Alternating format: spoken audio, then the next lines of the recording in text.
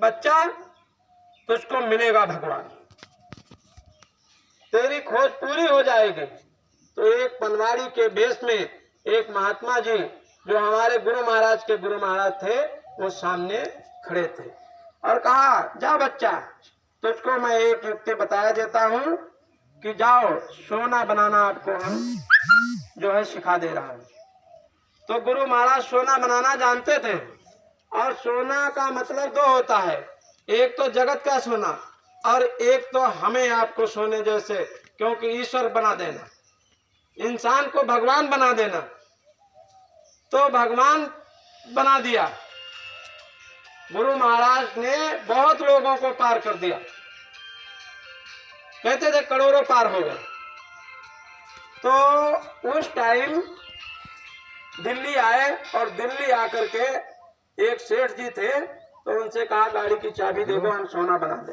अरे कहा बेवकूफ, तुझे अगर सोना ही बनाना है तो चाहे जितना लोहा पड़ा है बना दो। अरे कहा हम भागेंगे नहीं, आप देख तो लो।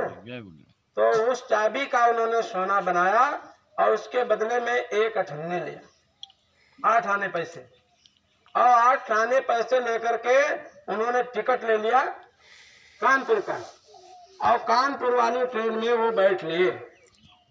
और रास्ते में जब अलीगढ़ पहुंचे तो नींद आ गई, और नींद आ गई तो सपने में देखा कि हमें कोई बुला रहा है। तब तक जो गुरु महाराज थे अपने लड़के को वहां भेज चुके थे।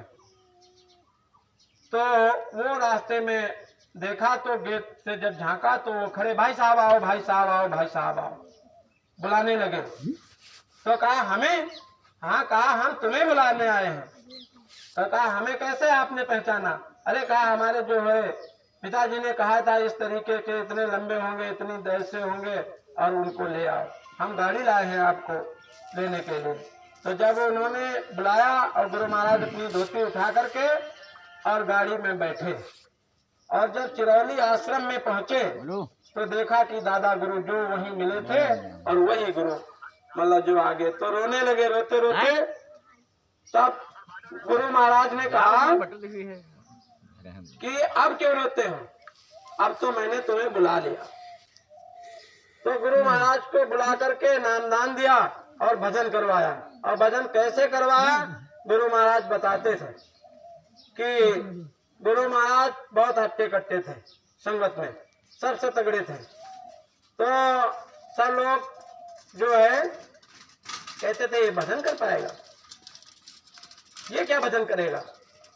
पर गुरु महाराज की दया थी, तो गुरु महाराज ने कहा कि जाओ बच्चा, अब तुम बाहर निकल जाओ और मांग करके रोटी लाना और वो खाना और वो खा करके भजन करना। तो गुरु महाराज एक दिन में 7 रोटी मांग करके और 7 दिन तक वो रोटी पानी में भिगो करके और जब वो रोटी खाई और तब ईश्वर को प्राप्त किया। और हमें आपको पकड़ने के लिए उन्होंने कितना संघर्ष किया ये तो इतिहास बताता है। कोई इतनी बड़ी संगत ऐसे ही नहीं खड़ी हो गई, बहुत परिश्रम करना पड़ा, क्योंकि एक बच्चा नहीं मानता है और करोड़ों बच्चे उनके जो है टांट पहन लिए।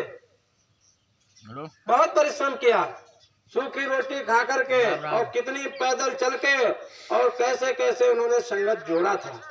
और जो लोग आज संगत का मतलब व्यक्तन कर रहे हैं तो उनका क्या हाल होगा।